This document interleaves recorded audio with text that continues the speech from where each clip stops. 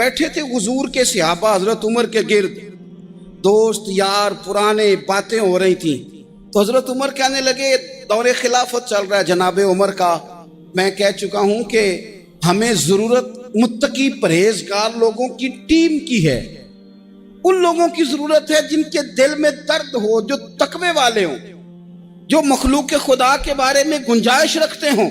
حضرت عمر کے گرد دوست آپ بیٹھے ہیں، تو حضرت عمر کہنے لگے چلو اپنی اپنی کوئی خواہش ہی بتاؤ۔ تو چونکہ حالات بڑے خراب تھے، قحط کا دور تھا، بعض جگہوں پہ غریبوں کو بڑی مشکل تھی، تو سب لوگوں نے صدقات اور خیرات کی ہی بات کی۔ ایک صاحب کہنے لگے میرا دل کرتا ہے کہ زمین غلے اور اناج سے بھر جائے ساری، اور میں اللہ کی مخلوق میں بانٹ دوں۔ تو دوسرے نے کہا میرا دل کرتا ہے سونے چاندی سے زمین بھرے اور میں رب کی مخلوق پر تقسیم کر دوں۔ ایک تیسرے صحابی بھی فرمانے لگے میرا دل کرتا ہے سونے چاندی سے نہیں، ہیرے جواہرات سے یہ زمین بھرے اور میں اللہ کی مخلوق میں بانٹ دوں۔ سب اللہ کی مخلوق پر کرم کرنے کی، رحم کرنے کی، تقسیم کرنے کی بات کر رہے تھے۔ تو پھر بول کے کہنے لگے عمر آپ بھی تو بتائیں نا، آپ کی بھی تو کوئی خواہش ہوگی نا۔ حضرت عمر دیر تک خاموش رہے، پھر ٹھنڈی آہ بھری، فرمانے لگے میرا دل کرتا ہے یہ زمین حضرت معاذ بن جبل جیسے لوگوں سے بھر جائے، میرا دل کرتا ہے یہ زمین حضرت حذیفہ بن یمان جیسے لوگوں سے بھر جائے، میرا دل کرتا ہے یہ زمین حضرت ابو عبیدہ بن جراح جیسے لوگوں سے بھر جائے، یہ زمین ان لوگوں سے بھر جائے، اور میں پھر ان سب لوگوں کو ساتھ ملا کے زمین پہ رب کی اطاعت کا چلن عام کر دوں، لوگوں کو رب رسول کا فرما بردار بنا دیا جائے، خیر والے لوگوں سے زمین بھرے۔ میری خواہش یہ ہے جب خیر والے لوگوں سے زمین بھر جاتی ہے پھر معیشت بھی ٹھیک ہو جاتی ہے، معاشرت بھی ٹھیک ہو جاتی ہے، دفاعی محاذ پر بھی لوگ کامیاب ہو جاتے ہیں، تعلیم اور صحت کے شعبوں میں بھی مضبوطی آتی ہے۔ شرط یہ ہے تم نے پوچھی ہے امامت کی حقیقت مجھ سے، خدا تجھے میری طرح صاحب اسرار کرے، ہے وہی تیرے زمانے کا امام برحق جو تجھے حاضر و موجود سے بیزار کرے اور موت کی شکل میں دکھلا کے تجھے رخ یار زندگی تیرے لیے اور بھی دشوار کرے۔ وہ لوگ جو مضبوطی لائیں معاشرے میں، جن کا علم، بردباری، تقوی، یہ چیزیں مضبوطی، ہمارے ہاں کوئی منصوبہ بندی نہیں ہے۔ جن بیچاروں کے کشکول کل پھیلے تھے ان کے آج بھی پھیلے ہیں، کسی بھی اشارے پر 2 منٹ کے لیے بریک لگتی ہے تو 4 بھکاری آپ کی گاڑی کا شیشہ بجاتے ہیں۔ اب بعض اشاروں پر ٹول پلازوں پر لکھ کے لگا دیا گیا ہے یہ پیشہ ور بھکاری ہیں، ان کو خیرات نہ دیں۔ لیکن میرا سوال یہ ہے کہ ان سارے بھکاریوں کو ایک جگہ پہ کھڑا کر کے پوچھنا کس نے ہے کہ تم بھیک کیوں مانگ رہے ہو؟ ان کے گھروں تک ان کے ساتھ کس نے جانا ہے؟ کون آدمی ہے جو جا کے ان سے کہے گا کہ جناب تم کیوں خیرات کے لیے کھڑے ہو، تمہاری مجبوری کیا ہے؟ کیا ریاست کی، حکومت کی، تاجر کی، مالدار کی، تگڑے آدمی کی یہ ڈیوٹی نہیں؟ ان تک رسائی کس نے حاصل کرنی ہے؟ وہ بیوہ جو پچھلے سال دروازے پہ زکوٰۃ لینے آئی تھی وہ اس سال بھی آئی ہے، وہ خاتون جسے پچھلے سال آٹے کا تھیلا دیا تھا وہ اس سال بھی آئی ہے، وہ خاتون جو پچھلے سال 4 بچوں کو ساتھ لے کر کے چھوٹوں کو آئی تھی وہ آج بھی اسی طرح کشکول طلب دراز کیے ہوئے ہے۔ اور حضرت عمر کیا فرماتے ہیں؟ سیدنا فاروق اعظم رضی اللہ تعالیٰ عنہ ارشاد فرماتے ہیں، اس کو امام بہقی نے اور امام سیوطی نے نقل کیا ہے، حضرت عمر فرمایا کرتے تھے کہ اگر میں زندہ رہا تو عراق والوں میں تمہاری بیواؤں کے لیے ضرورت کا اتنا سامان کر جاؤں گا کہ بی بی جب تک زندہ رہے گی کسی کی محتاج نہیں ہوگی، اس کے لیے اس طرح کے اسباب پیدا کر دیے جائیں گے کہ اسے حاجت نہیں ہوگی، اس کے لیے مستقل بنیادوں پر اس کے اخراجات دیکھ کر اس کے لیے اہتمام کر دیا جائے، اسے دوبارہ کشکول طلب دراز کرنے کی ضرورت نہیں پڑے گی۔ ایک صحابی تھے حضرت جناب سیدنا خفاف بن ایما غفاری رضی اللہ تعالیٰ، انہوں نے بڑا کردار ادا کیا تھا میدان احد میں، انہوں نے اور ان کے صاحبزادے نے۔ تو ان کی بیٹی ایک دن حضرت عمر کے پاس آئی، اب وہ بیٹی بیاہ کے جا چکی تھی، اس کی شادی ہو گئی تھی، حضرت خفاف بن ایمار رضی اللہ تعالیٰ عنہ کی صاحبزادی اپنے سسرال چلی گئی تھی، وہاں اس کا خامد انتقال کر گیا۔ وہ خاتون واپس آ گئی، وہ حضرت عمر سے ملی، بیوہ عورت۔ اس بیوہ خاتون نے آ کے یہاں تو میرے بھائی وہ فوجی بیچارے جن کی بیویاں، جن کو ایک تقریب میں تو خوب ایوارڈ دینے کے لیے بلایا جاتا ہے، میں نے یتیمی کا وقت گزارا ہے، مجھے پتہ ہے کہ 2-4 مہینے لوگ آ کے کہتے ہیں کوئی حکم ہو جاتے 10 آجے، پھر جب 1 سال گزر جاتا ہے تو پھر لوگ کہتے ہیں 4 بھرا نے کام کیوں نہیں کر دے۔ تو ایسے تو نہیں نا کہ ابا ایسے ہی چلا گیا تھا، بڑا کچھ دے کے گیا ہے، کدھر ہے فلانی چیز۔ لوگوں کا نظریہ تھوڑے عرصے کے بعد اور ہو جاتا ہے۔ آپ نے بڑے بڑے شہداء کے گھروں میں ایوارڈ تو دیے، کیا کبھی آپ نے پلٹ کر دوبارہ غور کیا کہ ان کے بچے کہاں ہیں، ان کی بیوہ کس حال میں ہے، وہ زمانے کی تیز دھوپ اور تیز آندھی کا مقابلہ کیسے کر رہے ہیں؟ بغیر باپ کے جو انسان کو کھلے آسمان تلے وقت گزارنا پڑتا ہے وہ کتنا کو مشکل ہوتا ہے، وہ کس طرح ٹائم گزار رہے ہیں، یہ کبھی سوچا لوگوں نے؟ یہاں تو نرنگیے سیاست دوران تو دیکھیے منزل انہیں ملی ہے جو شریک سفر نہ تھے، جو نکلے ہی نہیں تھے وہ منزل تک پہنچ گئے، اور جنہوں نے جوانیاں گزار دی وہ رستے میں رہ گئے۔ حضرت خفاف بن ایما کی صاحبزادی بیوہ ہو کے آ گئی، بچے ساتھ تھے، سر راہ جناب عمر سے ملی اور مل کے کہنے لگی حضور میں اس صحابی کی بیٹی ہوں جنہوں نے احد والے دن اپنے بیٹے کے ساتھ مل کے محاصرہ کیا تھا، بچے میرے یتیم ہو گئے ہیں، میں بیوہ ہوں۔ حضرت فاروق اعظم رضی اللہ تعالیٰ عنہ نے فہرست نہیں مانگی، خرچے کی ڈیٹیل نہیں مانگی، تم آنا فلانے سے ملنا، پرسوں 9 بجے آ جانا دفتر، یہ کوئی بات نہیں کی۔ حضرت عمر غور سے کھڑے، اس بیٹی کی بات سنی، چھم چھم سیدنا فاروق کی آنکھوں سے آنسو گرے، دوڑ کے گھر گئے، ایک اونٹ نکالا، وہاں سے مال غنیمت کا مال کے بھر کے 2 بوریاں، اور بوریوں میں کیا تھا؟ چاندی بھی تھی، نقدی پیسے بھی تھے، کچھ ضرورت کا سامان بھی تھا، غلہ بھی تھا، 2 بوریاں بھر کے اونٹ پہ رکھ کے خود لگام اس بیٹی کے ہاتھ میں تھما کے کا پتر سامان بھی تیرا ہے، اونٹ بھی تیرا ہے، اور یہ نہ سمجھنا یہی کچھ تجھے دیا ہے، جب یہ ختم ہوگا تو رب تیرے لیے اور بندوبست فرمائے گا۔ کیا مانا؟ کہ ڈیوٹیاں لگا دی گئی ہیں، ہمیں پتہ ہے یہ سامان کب تک ختم ہو جائے گا، پیسے کب تک ختم ہو جائیں گے، تیرے لیے میں نے نئے حکم بھی جاری کر دیے ہیں۔ ایک شخص نے کہا حضور ایک بیوہ کو آپ نے کچھ زیادہ ہی نہیں دے دیا؟ یہاں لوگ سیاسی تقسیم نہیں کرتے، تھوڑا کام والے کو دے دو، تھوڑا چوکیدار کو دے دو، تھوڑا گلی محلے میں دے دو، تھوڑا رشتہ داروں میں دے دو، سب ہمارے احسان کے نیچے رہیں گے۔ کہا ایک ہی خاتون کو آپ نے اتنا نہیں دے دیا؟ تو حضرت عمر ناراض ہو گئے، فرمانے لگے تجھے تیری مار ہوئے، میری نظروں میں آج بھی وہ جلوہ موجود ہے جب اس کا باپ اور بھائی میدان احد میں کافروں کے خلاف لڑائی کر رہے تھے، آج تک میری نظر میں موجود ہے۔ تو کہتا ہے میں نے زیادہ دے دیا؟ اولاد کسے نہیں پیاری ہوتی؟ بچوں کو دیکھ دیکھ کے بندہ کلیجہ ٹھنڈا کرتا ہے، اولاد کو دیکھ دیکھ کے آنکھوں کو سکون ہوتا ہے، انسان کی طبیعت شاش بشاش ہوتی ہے۔ حضرت عمر وظیفہ لگانے لگے تو حضور کے گھر میں خدمت کرنے والے حضرت اسامہ بن زید کا وظیفہ ڈبل لگایا، اور اپنے بیٹے عبداللہ ابن عمر کا وظیفہ سنگل لگایا۔ تو حضرت اسامہ بن زید کہنے لگے ابا جی میں نے تو ہجرت بھی کی، جہاد بھی کیا، اسامہ تو ان دنوں بچے تھے۔ تو حضرت سیدنا عمر فاروق جواب میں کہنے لگے پتر اسامہ کے والد زید نے بھی حضور کے گھر میں نوکری کی، اسامہ بھی نوکری کر رہا ہے۔ حضرت عمر کی شان کیا ہے زمانہ جانتا ہے، پر پھر بھی حضرت عمر فرمانے لگے تو نے اپنے باپ کے ساتھ ہجرت کی، فرمایا ان کی خدمت زیادہ ہے حضور کے گھر میں، لہذا ان کا وظیفہ بھی زیادہ لگایا جائے گا۔ ہمارے ہاں ہم نہ میرٹ کرنا چاہتے ہیں پر دوسروں کے لیے، اپنے اوپر کسی میرٹ کو ہم قابل قبول بالکل نہیں۔ یعنی میں سودا خالص لینا چاہتا ہوں دکان سے، تو آپ بتائیں آپ جو سودا بیچتے ہیں وہ خالص ہی بیچتے ہیں؟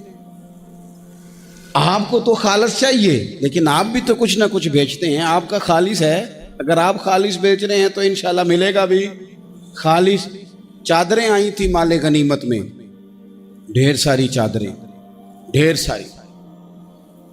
حضرت عمر نے صحابہ کرام علیہم رضوان کی ازواج پر، صحابیات پر وہ چادریں تقسیم کر دی۔ ایک چادر بڑی خوبصورت نکلی اندر سے،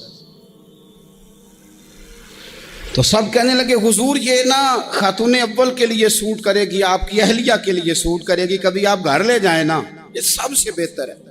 تو یہ حضرت عمر کی بالغ نظری ہے، وہ کیا بندہ ہوا جس کی ہر جگہ نظر ہی نہ ہو۔ حضرت سیدنا عمر فاروق رضی اللہ تعالیٰ عنہ کہا جناب یہ چادر بڑی حسین ہے، آپ کے گھر والوں پہ جچے گی۔ تو حضرت عمر فرمانے لگے نہیں، ایک صحابیہ ہیں حضرت ام سلیت رضی اللہ تعالیٰ عنہ، انہیں بلاؤ، یہ چادر انہیں دوں گا۔ حضور اس خاتون کو یہ چادر دینے کی وجہ بھی تو بیان کریں۔ تو حضرت عمر فرمانے لگے جب احد میں ڈھیر سارے لوگ زخمی ہو گئے تھے اور بھگدڑ مچ گئی تھی اور حالات خراب ہو گئے تھے، تو فرمایا میں نے اپنی آنکھوں سے دیکھا کہ اس ایمرجنسی کی حالت میں بھی جناب ام سلیت مشکیزہ پکڑ پکڑ کے زخمیوں کو پانی پلا رہی تھی۔ اس خاتون کی خدمات ہیں امت کے لیے، اس نے ڈیوٹی کی ہے صحابہ کے لیے، لہٰذا اس عورت کا زیادہ حق بنتا ہے کہ اس کو یہ اعزاز دیا جائے۔ میرٹ کی بنیاد پر تقسیم ہوگی، رشتہ داری کی بنیاد پر، تعلق کی بنیاد پر نہیں ہوگی۔ اس کا حق زیادہ بنتا ہے، اس کا درجہ زیادہ بنتا ہے، خدمات زیادہ ہیں، اس نے اپنی ڈیوٹی زیادہ اچھے طریقے سے سر انجام دی ہے۔ جب تک چیزیں آپ وسعت قلبی نہیں لاتے اپنی طبیعت، جب تک آپ گنجائش زیادہ پیدا نہیں کرتے، اتنی دیر تک حالات اس طرح کے نہیں ہوتے۔ پھر ایک اور مصیبت بن گئی ہے، وہ مصیبت ہے لیول کی۔ یہ کام میرے لیول کا نہیں۔ جب آپ اپنے لیول سے نیچے اتریں گے، پروٹوکول سے ذرا نیچے اتریں گے اور چھوٹی چھوٹی باتوں پر خود توجہ دیں گے، چھوٹی چھوٹی چیزوں پر۔ حضرت عمر جمعہ پڑھا رہے تھے، ایک صحابی دیر سے آئے۔ اب یہ نماز کا پوچھنا، جمعے کا پوچھنا، مطلب حکمران صاحب تو اوپر لیول کے ہیں، وہ تو پوچھیں گے کہ جناب میرے ساتھ تو آپ قومی سطح کا بندہ بٹھائیں، یہ والی باتیں۔ لیکن چھوٹے چھوٹے سوراخ پیدا ہوتے ہیں، پھر بند ٹوٹتے ہیں، حالات بگڑتے ہیں۔ قوموں کا اخلاق چھوٹی چھوٹی جگہوں پہ پہلے بگڑتا ہے، چھوٹی چھوٹی جگہوں پہ۔ بچہ پہلے چھوٹی چوریاں کرتا ہے، خدا معاف فرمائے اگر اسے روکا نہ جائے، پھر وہ بڑی جگہوں پہ جا کے حالات خراب کرتا ہے۔ حضرت عمر فاروق ایک صحابی دیر سے جمعہ پڑھنے آئے، تو حضرت عمر نے بعد میں بلا لیا، فرمایا تم اتنے سمجھدار آدمی ہو کہ اگر جمعے میں دیر سے آؤ گے تو باقی لوگوں کا کیا بنے گا؟ تو وہ صحابی آگے سے کہنے لگے مجھے پتا تھا آپ نے پوچھنا ہے، اور میں تو کہیں کام میں مصروف تھا، امیر المومنین میں تو دوڑا آیا ہوں، میں تو غسل بھی نہیں کر سکا، وضو کر کے مسجد میں آ گیا ہوں جمعہ پڑھنے۔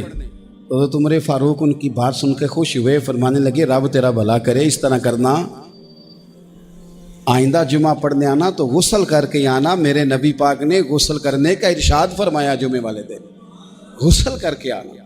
ان باتوں کا بھی، یعنی حکومت کے قومی معاملات اور عالمی نقطہ نظر بھی ان کے ذہن میں ہے، اور یہاں تک جو باریک چیزیں، یعنی حضرت عمر فاروق گزر رہے تھے تو کسی باغ کے کونے میں کھڑے ہو کے کچھ بچے چھوٹے چھوٹے بچے وہ کھجوریں اکٹھی کر رہے تھے، تو حضرت عمر نے کہا کس کے باغ میں لگے ہوئے ہو؟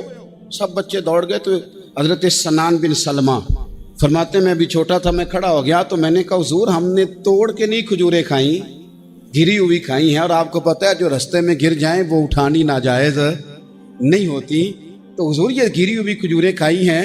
تو کہتے ہیں حضرت عمر فاروق بچے کی بات سن کے کہنے لگے رب تیرا بھلا کرے، تو نے صحیح بات کی طرف میری توجہ کرا دی ہے، اللہ تیرا بھلا کرے۔ اور پھر حضرت عمر رضی اللہ تعالیٰ عنہ اس چھوٹے سے بچے کے پاس کھڑے ہو گئے۔ کون؟ کس کے پاس؟ نہیں، خواب تو نہیں دیکھ رہے میں اور آپ، حکمران وقت 22 لاکھ مربع میل کا حکمران بچے کے پاس کھڑے ہو گئے، چھوٹے بچے کے پاس۔ دکان پہ غریب آدمی چڑھ آئے نا، دکاندار صاحب اللہ ماشاءاللہ ان کا مزاج خراب ہو جاتا ہے، اور تیسری چیز کہنا وہ والی دکھاؤ تو کہتے لینیاں تے لے تو جا، اور اگر تگڑا بندہ آ جائے تو کہتے ہیں جناب آپ اس طرح کریں نشاندہی کر دے، میں انشاءاللہ خرید کے لا کے پیش کر دوں گا۔ مزاج بدل جاتا ہے، غریبوں کے پاس، چھوٹوں کے پاس، عام آدمی کے پاس آپ جائیں۔ ہمارے حکمرانوں کا غریب آدمی سے گیپ بہت زیادہ ہے، پیروں کا غریب آدمی سے گیپ بہت زیادہ ہے، بڑے علماء کا عام آدمی سے گیپ زیادہ ہے، تاجروں کا عام آدمی سے گیپ زیادہ ہے، شیشے کے بڑے بڑے محلات میں سوسائٹیوں میں بسنے والوں کا غریبوں سے گیپ زیادہ ہے۔ اس لیے امیر غریب کی تفریق بڑھ گئی ہے، حالات اور طرح کے ہو گئے، بعض غربا امیروں سے نفرت کرنے لگ گئے۔ ہماری شادی بیاہ تقریبات افطاریاں ان میں ہم اپنے لیول کے لوگ بلاتے ہیں جن سے ہمیں کاروباری ضروریات وابستہ ہوتی ہیں، ہم نے اس طرح کا ماحول بنایا۔ اس کا نقصان یہ ہوا ہے کہ معاشرے میں کئی قسم کی سوچیں پنپنے لگی ہیں، وسوسے غالب آنے لگے، بعضوں کا تنگ آمد بجنگ آمد۔ جب غریبوں کے بچے زیادہ تنگ آتے ہیں پھر ہتھیار اٹھاتے ہیں، پھر قلم چھوڑ دیتے ہیں۔ سوچنے کی ضرورت ہے ملک میں کہ برائی جنم لیتی کہاں سے ہے۔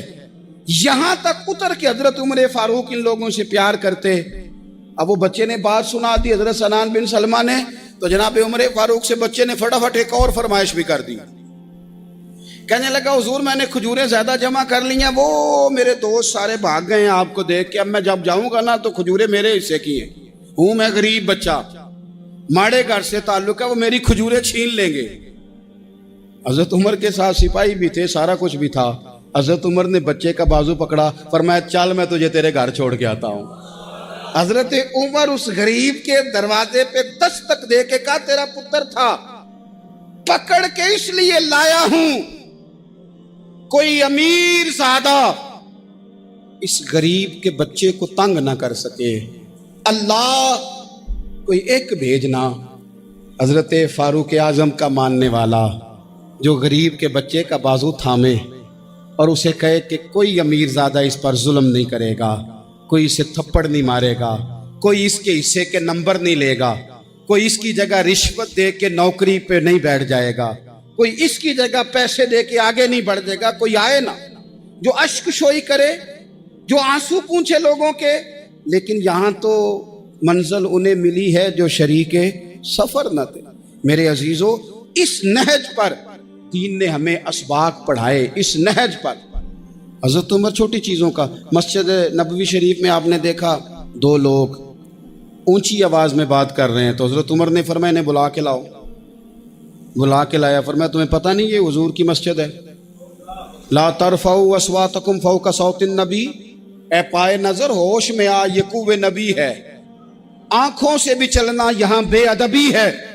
پتہ نہیں وہاں سارے نعرے ہی غلط ہیں، کسی کے مرد آباد کا نعرہ ہو تو وہ بھی غلط، اور کسی کے زندہ آباد کا نعرہ ہو تو وہ بھی غلط۔ وہاں ایک ہی نعرہ صرف اچھا لگتا ہے، وہ کیا ہے؟ یا رسول اللہ انظر حالنا، یا حبیب اللہ اسما۔ وہاں ایک ہی نعرہ اچھا لگتا ہے کہ سونے آ گئے ہیں، نظر کرم ہو جائے، یا رسول اللہ پہنچ گئے ہیں، روزے دے دوالے نے غلامہ دیاں ٹولیاں، او ویکھو ایک پہ سن دے کروڑاں دیاں بولیاں۔ وہاں یہی نعرہ اچھا لگتا ہے، لب واہ ہیں، آنکھیں بند ہیں، پھیلی ہیں جھولیاں، کتنی مزے کی بھیک تیرے پاک در کی ہے۔ اور قربان جاؤں اپنے امام پر، اس قلم پہ باری جس سے وہ لکھا کرتے تھے، کہنے لگے کعبے کا نام تک نہ لیا، طیبہ ہی کہا، پوچھا جو تھا کسی نے کہ عظیمت کدھر کی ہے، ان کے طفیل حج بھی خدا نے کرا دیے، ورنہ اصل مراد حاضری تو اس پاک در کی ہے۔ تو حضرت فاروق اعظم رضی اللہ تعالیٰ عنہ نے نا ان دو لوگوں کو بلایا اور بلا کر کے فرمانے لگے کہاں کے رہنے والے ہو، کہاں سے آئے ہو؟ نے کہا جی ہم طائف کے رہنے والے ہیں۔ فرمایا تمہیں پتہ نہیں یہ نبی پاک کا روزہ ہے، حضور کی مسجد ہے، یہاں آواز اونچی نہیں کرتے، تمہیں خبر نہیں؟ اور پھر حضرت عمر فرمانے لگے اگر تم مدینے کے رہنے والے ہوتے تو میں تمہیں کوڑے مارتا، میں تمہیں سزا دیتا، تمہیں پتہ نہیں کہ کس طرح کا مزاج اور ماحول ہونا چاہیے۔ تو حضرت فاروق اعظم رضی اللہ تعالیٰ عنہ کی جو خدمات ہیں، آپ تو بازاروں میں جب جاتے تھے نا تو فرماتے تھے ہمارے بازار میں صرف وہ بندہ آ کے کام کرے جو دین کا علم جانتا ہے، جسے تجارت کے اصول پتہ ہیں وہ آئے، دوسرے کو بیٹھنے نہیں دیتے تھے۔ اپنے مزاج کے لحاظ سے، اپنی طبیعت کے لحاظ سے مخلوق کے لیے دلوں میں نرمی رکھتے تھے، مزاج میں نرمی۔ ایک بات آپ نے کئی دفعہ سنی ہوگی، میرا بڑا دل کرتا ہے پھر سے اس کو دہراؤں. میں نے اسے سینکڑوں بار پڑھا ہے. جب طبیعت پوری بے چین ہوتی ہے اور اپنی ذمہ داریوں کا احساس کرنے کو دل کرتا ہے نا، تو پھر خیال آتا ہے کہ ہم بھی پڑھیں ذرا ان چیزوں کو. بار بار پڑھتا ہوں تاکہ احساس ذمہ داری پیدا ہو. آپ کے غلام اسلم فرماتے ہیں رات کو میں اور جناب عمر نکلے تھے تو ایک مکان میں ہم نے دیکھا کہ ایک عورت نے نا، اس کے بچے بار بار شور کر رہے ہیں اور وہ کچھ پکا رہی ہے، آواز آ رہی ہے. تو حضرت عمر نے دروازے پہ دستک دی. کون ہے دروازے پہ؟ کہا میں ایک غلام ہوں. حضرت عمر کہتے ہیں غلام ہوں؟ بہن کیا مسئلہ ہے، بچے کیوں رو رہے ہیں؟ تو بی بی کہنے لگی تمہیں کیوں بتاؤں، جاؤ نا اپنا کام کرو. حضرت عمر نے اصرار کیا تو تلخ لہجے میں، جس سے غصہ نہیں کر جاتے حکمران، councillor, chairman, M P M N A ناراض نہیں ہو جاتے، اس تلخ لہجے میں بی بی کہنے لگی دعا کرو اللہ میرے اور عمر کے درمیان قیامت میں فیصلہ کرے. کیسا حکمران ہے کہ اس کی حکومت میں میرے بچے بھوکے سوتے ہیں. یہ میں نے پانی میں روڑے ڈال کے چڑھائے ہیں، لیکن یہ پیٹ کی بھوک یہ بڑی ڈاڈی ہوتی ہے، یہ نیند بھی نہیں آنے دیتی. خیال تھا رو دو کے سو جائیں گے، پر سو بھی نہیں رہے. حضرت فاروق اعظم دوڑے گئے، گھر سے سامان، اناج، غلہ کندھے پہ رکھا. خادم کہتے میں نے کہا کہ مجھے دے دیں. فرمانے لگے چل تو وعدہ کرنا قیامت میں بھی میرے بوجھ اٹھائے گا. کہ حضور نہیں، وہ تو میرے بس کی بات نہیں. فرمایا پھر مجھے کرنے دے. دوڑے آئے، اس خاتون کے دروازے پر لا کے وہ چیزیں رکھی. کہا بہن اگر تو پردہ کر لے تو یہ غلام نہ آج کھانا پکا دے تیرے بچوں. پھر وہ گھی چڑھا کے، چینی ڈال کے، کچھ سامان پکتا تھا وہ کھانا پکایا. غلام کہتے ہیں جب پھونکے مارتے تھے تو داڑھی سے دھواں نکلتا تھا، آگ جلاتے تھے دھواں نکلتا. پھر کھانا پکایا، پھر ان بچوں کو کھلایا. پھر حضرت عمر فاروق رضی اللہ تعالیٰ عنہ نا تھوڑے پیچھے بیٹھ گئے تو بچوں کے ساتھ اس طرح کی باتیں کرنے لگے کہ وہ ہنس پڑے. جناب اسلم کہتے ہیں بچے اس بیوہ کے ہنستے تھے، بچے ہنستے تھے اور عمر روتے تھے. جب وہ ہنستے تھے تو فاروق روتے تھے. پھر وہ بچے آہستہ آہستہ لیٹنے لگے، اور جب وہ سونے کی طرف بڑھنے لگے تو حضرت عمر کہنے لگے بہن میں جاؤں؟ کہنے لگی رب تیرا بھلا کرے، میرا کلیجہ پھٹ جاتا اگر میرے بچوں کو آج شام بھی روٹی نہ ملتی. تو سیدنا فاروق اعظم رضی اللہ تعالیٰ عنہ کہنے لگے پھر تو میرے لیے دعا کرے گی؟ کہنے لگی میں دعا کرتی ہوں اللہ عمر کی جگہ تیرے جیسا کو نیک آدمی بٹھا دے. تو حضرت عمر کہنے لگے ایک چھوٹی سی گزارش بھی مان لو گی؟ کا کیا؟ فرمانے لگے کوئی یہ میری خدمت اگر پسند آئی ہے تو عمر کو معاف نہیں کر دیتی؟ غلطی ہو گئی، اسے پتہ نہیں تھا. اپنے منہ سے کہنے لگے سیاںا بھی نہیں، باشعور بھی نہیں، اسے چاہیے تھا خلافت کی ذمہ داریاں نہ لیتا. لیکن حضرت صدیق نے کہا تو وہ مان گیا. لیکن بہن میں اسے جانتا ہوں، بزدل بڑا ہے، کمزور بڑا ہے، ضعیف بڑا ہے. اگر تو قیامت میں اس کی شکایت لگائے گی تو بڑا کمزور پڑ جائے گا، اس کے لیے مشکل ہو جائے گا. تو کہنے لگی اچھا اگر تو اتنی سفارش کرتا ہے تو جا، میں نے عمر کو معاف کیا. حضرت فاروق اعظم نے چہرے سے کپڑا ہٹایا تو بی بی کہنے لگی اوہو آپ عمر ہیں؟ آپ فرمانے لگے میں جو بھی ہوں تو وعدہ کر چکی ہے کہ تو نے عمر کو معاف کیا. پھر باہر نکلے اور اپنے خادم جناب اسلم سے کہنے لگے 2 بندے اور بلا اور انہیں گواہ بنا کہ میں نے اس غریب کے روتے بچے ہنسائے ہیں. تو جا کے ان کو بتا میں نے وہ ہنسائے ہیں، اس کے بھوکے بچوں کو میں نے روٹی کھلائی ہے. اور تو گواہ ہو جا کہ اس بی بی نے خود کہا ہے بغیر جبر کے، میری گزارش پہ کہا ہے کہ میں نے عمر کو معاف. کیوں نہ ہم بھی اپنی اپنی ذمہ داریوں کا احساس کر لیں؟ کیوں نہ ہم بھی جہاں جہاں ہماری ڈیوٹی ہے ہم بھی وہاں غور کر لیں؟ کہیں ایسا تو نہیں کہ ہم بھی کمزور پڑ گئے ہیں، ذمہ داری تو لے لی ہے پر اب ہم ادا نہیں کر پا رہے. حضرت عمر فاروق رضی اللہ تعالیٰ عنہ نا باہر والوں کا بھی بڑا سخت حساب کرتے تھے. بڑا ایک گورنر صاحب نے لباس بڑا شاندار پہننا شروع کر دیا تھا تو حضرت عمر نے اتروا کے نا تو انہیں ٹاٹ کا لباس پہنا کے تو اونٹ چرانے کی ڈیوٹی دے دی تھی. اتنا سخت احتساب کرتے. کسائی کی دکان پر بھی 1-2 گھنٹے کھڑے ہوتے تھے. جو آدمی مسلسل 2 دن گوشت خریدتا تھا نا فرماتے تھے اس کا ٹیکس بڑھا دو, لوگوں کو دال نہیں مل رہی اور یہ روز گوشت کھاتا ہے. حضرت فاروق اعظم اس کو جزیہ کہا جاتا تھا یا کچھ اور معاملات ہوتے تھے بڑھا دیتے تھے. مسلسل جو 2 دن آدمی گوشت کھاتا تھا فرماتے تھے مدینے میں غربت ہے, اگر یہ والا نظام تم کرو گے تو غریب لوگ کس کی طرف دیکھیں گے. لیکن اس سے زیادہ بڑھ کر جو ان کی زندگی کا معیار اور سٹیٹس تھا وہ یہ تھا کہ اپنے گھر کا خاص خیال رکھتے, خاص توجہ کرتے. ملک شام سے اور ایران سے کچھ لوگ آپ کی خدمت میں آئے تو وہاں سے کچھ کنیزیں بھی آئیں. ان کے بادشاہ پیغام لے کے شاہ ایران کی کنیز کو ملکہ نے کہا کہ نا حضرت عمر کی زوجہ کو دیکھ کے آنا ذرا کس طرح کی. ہمارے ملک میں کیا کہتے ہیں خاتون اول, جی خاتون, باقی سارے دووں میں خاتون اول, ذرا خاتون اول کو دیکھ کے آنا. تو وہ جب آئی نا گھر میں ملنے تو کہا کہ مجھے میری ملکہ نے کہا تھا کہ عمر کی زوجہ سے اہلیہ سے ملاقات کر کے آنا. تو حضرت عمر کی اہلیہ نے نا ایک جوڑا کپڑوں کا دے دیا ملکہ کے لیے اور ایک خوشبو کی شیشی دے دی. اب جب وہ تحفے وہاں گئے تو اس ملکہ نے نا کچھ سونے کا سامان بھیجا, کچھ زیورات بھیجے, کچھ تحائف بھیجے. جب حضرت عمر کے گھر آئے نا وہ خادم لے کے آیا, اس نے کہا جی آپ کی اہلیہ نے تحفے بھیجے تھے. تو جواب میں شاہ ایران کی بیوی نے یہاں جس ملک کا وہ سفیر تھا انہوں نے بھی یہ بھیجے. حضرت عمر فاروق نا وہ تحفے لے کے گھر گئے تو جا کے کہنے لگے اپنی اہلیہ سے یہ تو کب سے تحفے تحائف بھیجنے لگ گئی ہے, یہ کب سے نظام شروع ہو گیا؟ تو کہ حضور تحفہ دینا لینا تو ٹھیک ہے, سنت ہے, محبت بڑھتی ہے, تو یہ کوئی قباحت نہیں, اور میں نے اپنی ذاتی استعمال کے لیے جو چیزیں رکھی تھی وہ میں نے دی ہیں. تو حضرت عمر فاروق رضی اللہ تعالیٰ عنہ فرمانے لگے ہم نے کسی ملک کے ساتھ اور اس کے بادشاہ کے ساتھ ذاتی تعلق نہیں بنانا, تعلق جو بھی بنے گا رسول اللہ کے دین کی برکت سے بنے گا. ذاتی رشتے نہیں ہم نے قائم کرنے, ذاتی.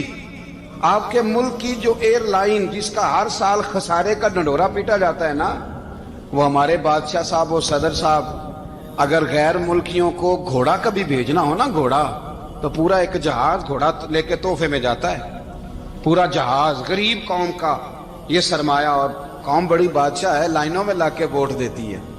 2 کام ہمیشہ لائن میں لگ کے کرنے, ایک بل لائن میں لگ کے جمع کرانا ہے اور ایک ووٹ لائن میں لگ کے, تاکہ پھر پورے 5 سال لائن میں ہی لگے رہیں. مرضی سے آپ ووٹ دینا, پر جو بات درست ہے اس کو سنو. حضرت عمر فاروق رضی اللہ تعالیٰ عنہ نے اپنی اہلیہ سے پوچھا کتنے کا تھا وہ تیرا جوڑا اور خوشبو کی شیشی؟ انہوں نے کہا 3 دینار کی. فرمایا یہ 3 دینار تیرے اور باقی جو تحفے آئے ہیں وہ تو خود کہہ, چونکہ اس نے تیرے نام بھیجے ہیں, تو کہہ کہ میں مال غنیمت میں دیتی ہوں, تو کہہ میں مسلمانوں کو کہہ. تو زوجہ ہنس پڑی, کہنے لگی میں نہ بھی کہوں تو مجھے کہنا تو پڑے گا ہی, کہنا تو میں نے ہے ہی, کیونکہ سامنے عمر فاروق ہیں, لہذا فرمایا کہہ دیتی ہوں میں نے دیا خزانے کو. حضرت عمر نے جمع کرا لیا. میں یہ کیا بات ہے, میرے گھر والے جو مرضی کریں, ان کا معیار زندگی جس طرح کا مرضی ہو. اور حضرت عمر ایک جملہ کہا کرتے تھے, اللہ کرے کہ یہ باتیں اس دور حاضر میں ہماری سمجھ میں آئیں. حضرت عمر فاروق رضی اللہ تعالیٰ عنہ اپنے بچوں کو فرمایا کرتے تھے کہ بہت آدمی کو بھوک لگی ہو نا, اور پھر اس کی پسند کا کھانا پکا ہو, جتنے شوق سے وہ اس کھانے کو دیکھتا ہے نا, فرمایا اس طرح پوری قوم اپنے بادشاہوں کے خاندان کو دیکھتی ہے, اس تیزی کے ساتھ دیکھتے ہیں کہ ان کے گھر میں کیا ہو رہا ہے, ان کا معیار زندگی کیا ہے, ان کا سٹیٹس کیا ہے. سیدنا فاروق اعظم رضی اللہ تعالی عنہ نے اپنے گھر کے اندر اپنے بچوں, آپ کے بچے دونوں کاروبار کے لیے مصر گئے تو وہاں کے گورنر صاحب نے لوگوں سے, ایک بہت بڑا قافلہ گیا مدینے سے مصر تجارت کے لیے, جاتے ہیں نا آج بھی قافلے کئی ملکوں میں, تو یہ گئے تجارت کے لیے. تو حضرت عبداللہ ابن عمر اور حضرت عبید اللہ ابن عمر, حضرت عمر کے دونوں بیٹے گئے. جناب عمر فاروق کے بچے جب وہاں پہنچے تو مصر کے گورنر نے نا لوگوں کو تعارف کرایا کہ یہ عمر فاروق کے بیٹے ہیں, یہ حضرت یہ چودھری کے بیٹے کو کون بتاتا ہے کہ تو چودھری کا بیٹا ہے. बाहर वाले बताते हैं, घर वाले जी। और सेठ साहब के बेटे को कौन बताता है कि तू सेठ साहब का बेटा है? और मालिक को कौन बताता है कि तू मालिक का बेटा है और ये किराएदार है? ये कौन बताता है? ये सोच हम देते हैं बच्चों को। चौधरी और कम्मी की सोच, अमीर और गरीब की सोच, मालिक और किराएदार की सोच, घर के मालिक की और काम करने वाले की सोच, ये हम देते हैं। याद रखना, ये हम देते हैं, ये हमारा मिजाज है, ये बाहर से नहीं आती। तू कोई शहजादा है, तू सेठ है, तू नवाब है, ये सोच बाहर से नहीं आती। ये अम्मा सोच देती है, अम्मा, ये अब्बा सोच देता है। और फिर जब तबाही उतरती है तो उसके जिम्मेदार भी बाहर वाले नहीं होते, घर वाले होते हैं, घर वाले। हमारे बच्चों की तबीयतों पर ज्यादा नक्श बाहर वालों का नहीं होता, घर वालों का होता है, याद रखिएगा। हजरत उमर फारूक रजी अल्लाह, बच्चे हैं, शहजादे हैं, वो कारोबार करने गए और वहां लोगों ने बताया गवर्नर साहब ने कि ये फारूक आजम के बच्चे, अमीरुल मोमिनीन के। लोगों ने उनसे ज्यादा माल खरीदा, तिजारत में ज्यादा नफा हुआ। जाहिर है कि वो आपके जो अल्लाह खैर करे हुक्मरान है, उनके कारोबार कितने मुल्कों में हैं, किस बुनियाद पर है? वो सिर्फ इस बुनियाद पर कि वो हुक्मरान रहे, उनके लिए आसान था बड़े लोगों से ताल्लुकात बनाना। हजरत उमर फारूक रदी अल्लाह तआला अन्हु के बच्चे ढेरों माल कमा के जब वापस आए ना, तो हजरत उमर से आके बच्चों ने बतौर मोहब्बत का, अब्बा जी अल्लाह ने बड़ा ही फजल किया है, बड़ा माल कमाया अल्हम्दुलिल्लाह, ये देखें कितना नवाजा है। तो हजरत उमर कहने लगे सारे काफिले ने इतना ही कमाया है? सारे काफिले ने इतना ही कमाया है? तो हुजूर नहीं, सारे काफिले ने इतना नहीं कमाया, सबको इतना नहीं मिला। वो तो वहां गवर्नर साहब ने लोगों को तारुफ कराया था कि ये उमर के बच्चे हैं, तो लोगों ने फिर हमसे बड़ा ही खरीदा। तो हजरत उमर फरमाने लगे ठीक हो गया, मैं बात समझ गया, इस तरह करो, जो तुम्हारी असल जर थी ना, जो राज थी, वो रख लो और बाकी सारा माल माले खजाना में जमा करा दो। इसलिए कि ये तुमने तजारत नहीं की, ये तुमने अपने बाप का नाम बेचा है, ये तुमने अमीरुल मोमिनीन के बेटे होने का फायदा उठाया है। फरमाया ये तुम्हारा नहीं हक, ये मुसलमानों का है, इसलिए कि ये माल तुमने मेहनत से नहीं कमाया, ये बाप की कुर्सी का फायदा उठाया है। और फरमाया अगर तुमने माल जमा ना कराया तो मैं माल भी ले लूंगा जबरदस्ती और कोड़े भी मारूंगा, डबल सजा दूंगा। मर्जी से जमा कराओगे तो कोड़ों से बच जाओगे।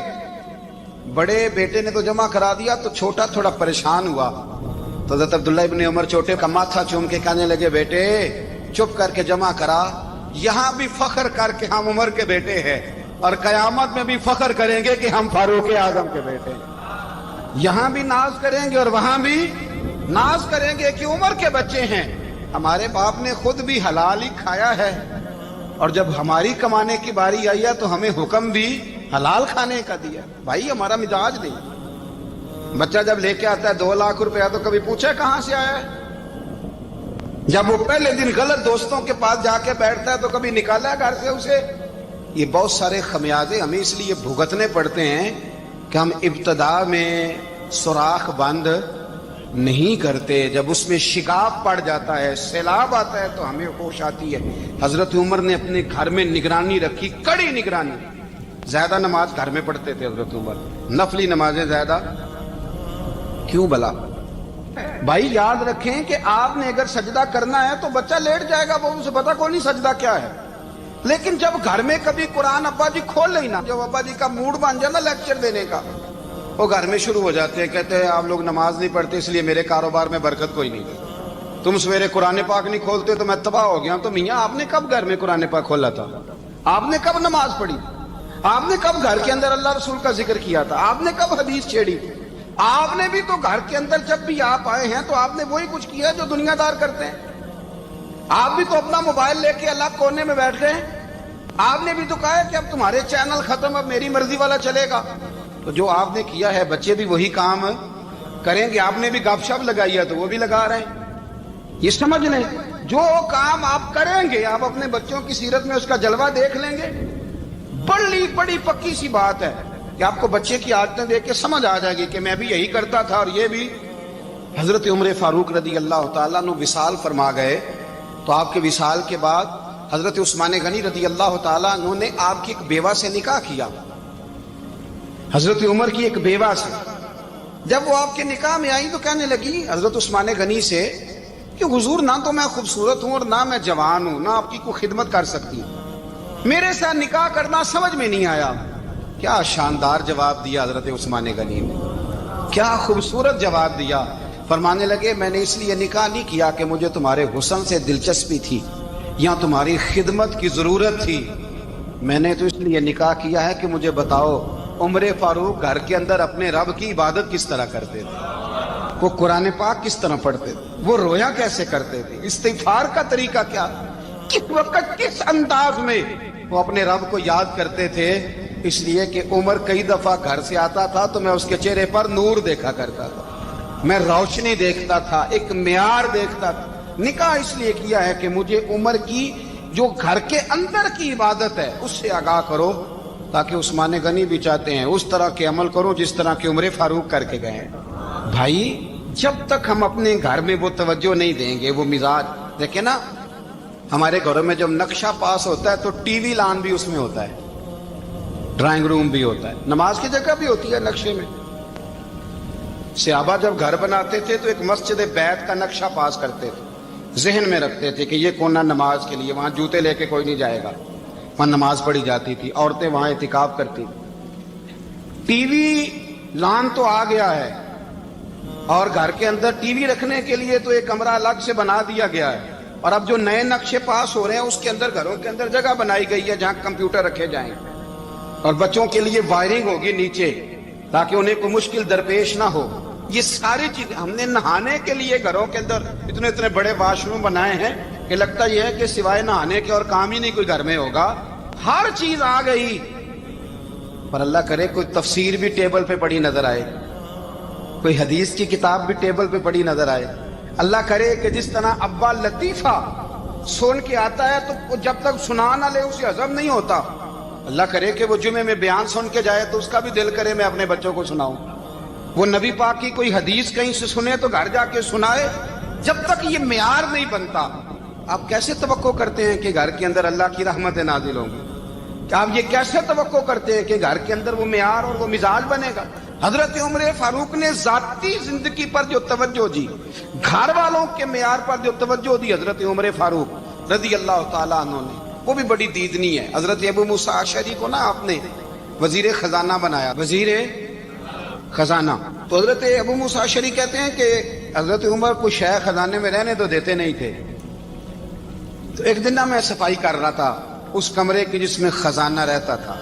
ہمارے تو ملک میں جو جاتا ہے وہ صفائی کر کے ہی جاتا ہے، اللہ خیر کرے۔ اور خیر معیار بدلتا ہے، جو پچھلی حکومت ہوتی ہے وہ قرضہ اٹھاتی ہے، وہ باہر سے جاتی ہے تو قرضہ لے کے آتی، اور جو نہیں آتی ہے وہ کہتی ہے ہمیں پیکج مل گیا ہے، وہ قرضہ نہیں اٹھاتے۔ ان کو کیا ملتا ہے؟ یعنی پچھلی نے قرضہ لیا تھا اور ہم نے، واہ جی واہ کیا خوبصورت انداز ہے، اس کا نام بدل کے نا، انہوں نے قرضہ لیا تھا اور ہم نے، میں کہا بڑے شاندار سیانے بندے ہو گئی۔ اور اللہ تعالیٰ خیر فرمائے، ہمارے جو بڑے شاندار قسم کے دوست ہیں نا، شاندار، جن کا ادب سے نام لیتے ہیں، وہ عرب کے بادشاہ ہیں۔ ہم تو عرب خالی کہتے بھی نہیں، عرب شریف کہتے ہیں، عرب شریف۔ انہوں نے پتہ کیا کیا ہے؟ انہوں نے اس طرح کیا ہے کہ جو کشمیریوں کا قاتل تھا نا اس کے گلے میں میڈل ڈال دیا ہے۔ یہی کام وہ کرتے رہتے۔ انہوں نے پہلے انہیں بلا کے مندر بھی بنوائے تھے، ہمیں کوئی شکوہ نہیں، ان کی زمین ہے، اللہ تعالیٰ توفیق عطا کرنے والا ہے، پر خیال یہ تھا کہ چلو کشمیریوں کے زخموں پر نمک نہ چھڑکتے، 2 مہینے انتظار کر لیتے، کچھ حالات سنور جاتے، کچھ تھوڑا انتظار۔ ہیں ہمارے دوست، ہمارے وزیر اعظم صاحب جب جاتے ہیں تو وہ پھولوں کا ہار ڈالتے ہیں ہمارے دوست، لیکن انہیں وہ حدیث یاد نہیں کہ نبی پاک علیہ السلام نے فرمایا جب میرے مومن کو تکلیف ہوتی ہے تو مجھے بھی گنبد خضرا میں تکلیف ہوتی ہے۔ انہیں نہ کشمیریوں کا خون یاد نہیں آیا، انہیں برہان وانی کی کٹی ہوئی لاش یاد نہیں آئی، انہیں 30,000 بیوہ عورتیں 30,000 بیوہ عورتیں یاد نہیں آئی، 30,000 بیوہ عورتیں جن کے سہاگ اجڑ گئے، اور انہیں 1.25 لاکھ یتیم بچہ یاد نہیں آیا جو یتیمی کی زندگی گزار رہا ہے، اور اس کے باوجود بہت بڑے ذمہ دار ہے وہ۔ مجھے پڑھ لینے دو آج احمد فراز کا شعر، وہ ہمارے مکتب کوئی ایسا نہیں کہ وہ مولوی تھا، وہ غیر جانبدار تھا، پر مجھے آج پڑھ لینے دو اس کا شعر، ایک کلیجے کا درد ہے، پڑھ لینے دو۔ اس نے کہا تھا کہ پڑھتا ہوں تو کہتی ہے یہ خالق کی کتاب ہے، مثل یہودی یہ سعودی بھی عذاب، اس قوم کے بارے میں کیا لکھوں فراز، کعبے کی کمائی سے جو پیتے ہیں شراب، کعبے کی کمائی سے جو پیتے ہیں شراب، اس قوم کے بارے میں کیا لکھوں فراز، کہ کعبے کی کمائی سے جو پیتے ہیں شراب۔ میں خیال نہیں آیا تمہارا صرف دین یہ ہے کہ قبریں گرا دو، مزارات گرا دو، فقط یہ دین ہے؟ کوئی نبی پاک کے روزے کی طرف منہ کرے تو اسے مشرک کہو، یہ دین ہے؟ اس کا نام مذہب رکھا ہے تم نے؟ مذہب تو اس کا نام ہے کہ جو رسول اللہ کا نام لینے والا ہے وہ ہمارا یار ہے، اور جو نبی پاک کا نام لینے والا نہیں ہمارا اس سے کوئی تعلق، یہ دین ہے۔ حضرت عمر فاروق کی سیرت سنا رہا ہوں، حضرت عمر کی۔ حضرت ابو موسیٰ اشعری نے ایک عیسائی کو منشی رکھا تھا، اکاؤنٹ آفیسر حضرت ابو موسیٰ اشعری نے۔ تو حضرت عمر فاروق بول پڑے، کہنے لگے تمہیں مسلمان کوئی نہیں ملا تھا؟ کلمہ گو نہیں تمہیں نظر آئے؟ کشمیریوں کی لاشیں نظر نہیں آتی؟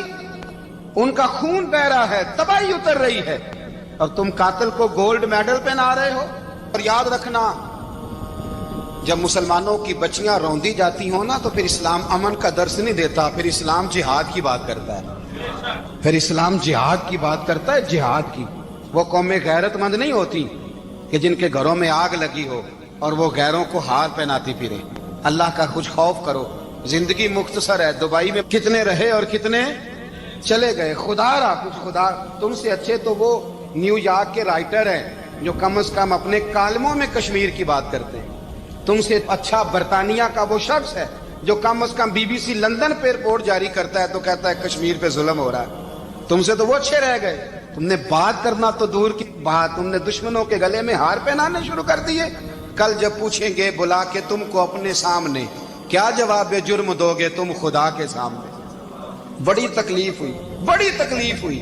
وہ نا منصور حلاج کو پھانسی دی جا رہی تھی، تو حضرت جنید بغدادی بھی آ کے دیکھنے لگے، تو منصور حلاج کہنے لگے بابا سارا زمانہ دیکھے پر تو نہ دیکھ، سارا زمانہ تماشا دیکھے انہیں تو پتہ کوئی نہیں نا، تو نہ دیکھ۔ عرب شریف والو، ٹرمپ اسے انعام دیتا تو تکلیف کوئی نہیں تھی، ملکہ وکٹوریا اسے انعام دیتی تو تکلیف کوئی نہیں تھی، پر تم تو نہ ایسا کرتے، تم تو اپنے تھے، تم تو کلمہ گو تھے، تم تو یہ ظلم نہ کرتے، تم تو یہ حرکت نہ کرتے۔ میں کہتا ہوں ٹھہر ہی جاتے، جانا نہیں دنیا سے، اللہ کے حضور حاضر نہیں ہونا۔ جب رسول اللہ قبر میں آئیں گے تو کیا جواب دو گے؟ خدا را، حضور نے فرمایا تھا گناہ روک نہیں سکتے تو دل میں ہی برا جان لو۔ ذالک اضعف الایمان، یہ کمزور ایمان ہے، کم از کم اتنی حد تک تو آ جاؤ، دشمن سے گلے تو نہ ملو۔ خدا را سمجھے، ہمارا پہلا تعارف یہ ہے کہ ہم رسول اللہ کے غلام ہیں۔ اللہ کے محبوب علیہ الصلوۃ والسلام نے محنت، تندہی، کوشش اور کد و کاوش کے ذریعے لوگوں تک پیغام حق کا ابلاغ کیا۔ سب سے پہلے حضور کی اہلیہ حضرت سیدہ خدیجہ الکبریٰ رضی اللہ تعالی عنہا ایمان لاتی ہیں۔ حضور علیہ السلام کے قریبی دوست، گہرے دوست حضرت سیدنا ابو بکر رضی اللہ تعالی عنہ ایمان لاتے ہیں۔ حضرت علی المرتضیٰ رضی اللہ تعالیٰ عنہ اگرچہ نو عمر ہے لیکن سینے پہ ہاتھ رکھ کے کہتے ہیں جان و دل فدا کروں گا حضور آپ پہ۔ حضرت بلال حبشی اسلام لاتے ہیں۔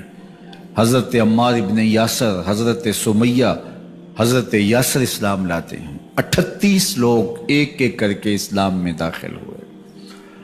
کفار تو چاہتے تھے کوئی دوسرا شخص ان کے ساتھ کھڑا نہ ہو، تو جب 38 لوگ حضور کے ساتھ کھڑے ہو گئے تو ان کے لیے بڑا اذیت ناک لمحہ تھا کہ یہ تحریک جس کو ہم روکنا چاہتے ہیں یہ پھیلتی چلی جا رہی ہے، لوگ اس کے ساتھ شامل ہوتے چلے جا رہے ہیں اور لوگ ان کے لیے محبتیں اور ان کے لیے پیار پیش کرتے چلے جا رہے ہیں۔ عبداللہ ابن جدعان کے گھر کے قریب سے میرے حضور گزر رہے تھے کہ ابو جہل نے دیکھ لیا اور ہاتھ میں نوکیلا پتھر پکڑا اور حضور پہ حملہ آور ہو گیا۔ آقا کریم علیہ السلام نے کوشش کی کہ الجھاؤ پیدا نہ ہو، لیکن یہ اس بات پہ تلا ہوا تھا کہ حضور کو اذیت دے۔ اس نوکیلے پتھر سے حملہ آور ہو کے حضور کو گہرے زخم دیتا ہے، حتیٰ کہ حضور کے مبارک بدن سے خون بہنے لگ جاتا ہے۔ وہاں سے حضور سین حرم میں پہنچتے ہیں۔ اور اللہ کے حضور سر بسجود ہو جاتے ہیں۔ حضور کے چچا حمزہ بن عبد المطلب ابھی اسلام نہیں لائے تھے، وہ شکار کھیل کے واپس آ رہے ہیں، اور جب وہ شکار کھیل کے آتے تھے تو بڑا اترا کے چلتے تھے۔ انہوں نے سنا کہ دو لونڈیاں آپس میں بات کر رہی ہیں۔ اس کو پتہ ہوتا نا کہ اس کے بھتیجے کے ساتھ کیا سلوک ہوا ہے تو یہ کبھی بھی ایسی چال نہ چلتا، اس کی ٹوری کوئی اور ہوتی۔ تو رک گئے، قدم خود بخود ٹھہر گئے، رک کے پوچھا کیا ماجرا ہوا؟ کہا تمہارے بھتیجے کو ابو جہل نے مارا ہے اور اس کے نازک بدن سے خون بہتا رہا۔ وہ خاموش تھا لیکن اس نے جان بوجھ کے زیادتی کی اس پر، بس غصے میں بپھر گئے۔ سین حرم کے آس پاس قریش اپنی مسندیں جمائے بیٹھے ہوتے تھے ٹولیوں کی شکل میں۔ آج امیر حمزہ آئے اور ابو جہل کو تلاش کر کے اپنی کمان کو زور سے اس کے سر پہ مارا اور اس کا سر پھٹ گیا، اور ساتھ بولے تم نے ہمارے بھتیجے کو لاوارث سمجھا ہے؟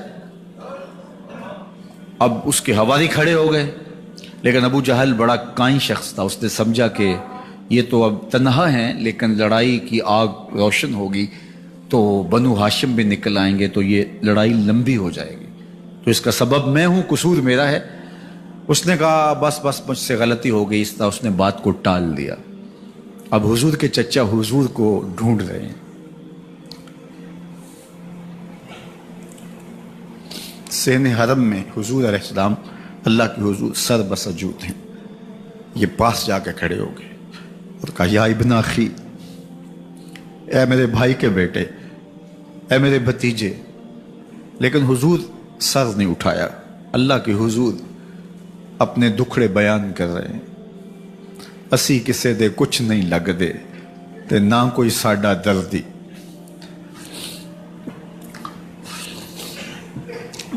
اللہ کے محبوب علیہ السلام اللہ کے حضور سر بسجود ہے۔ انہوں نے پھر کہا یا ابن اخی، اے میرے بھائی کے بیٹے، اور انہیں بے چینی ہے کہ بتاؤں کہ حوصلہ رکھو میں تمہارا بدلہ لے لیا، لیکن حضور سر نہیں اٹھا رہے۔ تیسری مرتبہ پھر آواز دی تو حضور نے سر اٹھایا، آنکھیں آنسوں سے بھری ہوئی تھی، تو برجستہ کہا بھتیجے میں تمہارا بدلہ لے لیے۔ میرے حضور نے فرمایا چچا مجھے اس کی کوئی خوشی نہیں ہوئی۔ یہ حیرت زدہ ہو گئے کہ اتنا بڑا کام، اس وقت مکے کا اتنا بڑا سورما، اور میں اس سے ٹکرا کے آیا ہوں اور یہ کہہ رہے ہیں مجھے کوئی خوشی نہیں ہوئی۔ قسمت اچھی تھی۔ بولے بھتیجے تم کیسے خوش ہوتے ہو؟ کہا جس رب کو میں مانتا ہوں اس کو تم بھی مان لو۔ تو امیر حمزہ کی قسمت اچھی تھی تو آگے بڑھے اور اسلام قبول کر لیا۔ 38 لوگ پہلے مسلمان تھے، یہ 39 میں مسلمان ہو گئے۔